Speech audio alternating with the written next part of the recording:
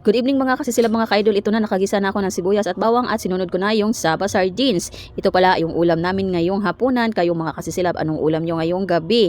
Ang sa amin, ginisang sardinas at nilagyan ko ng 2 pirasong itlog. At kayong mga kasisilab, anong ulam nyo ngayong hapunan? I-comment nyo dyan sa baba at ilagay ninyo kung taga saang lugar kayo para malaman ko saan na umabot ang aking mga video.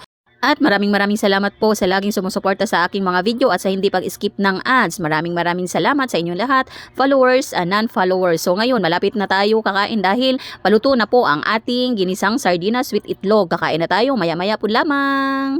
At nalagay na nga ang itlog, 2 piraso mga kasisilab, at halo-haloin lang po ito ng mayos hanggang sa maluto. At pagkatapos nito ay kakain na po kami at maghanda na po ako ng plato, kutsara at kanin sa lamesa habang naghalo-halo pa si Idol sa sardinas. Para lalong sumarap ang ating sardinas, halo-haloin lang po ng maigi at hanggang sa maluto.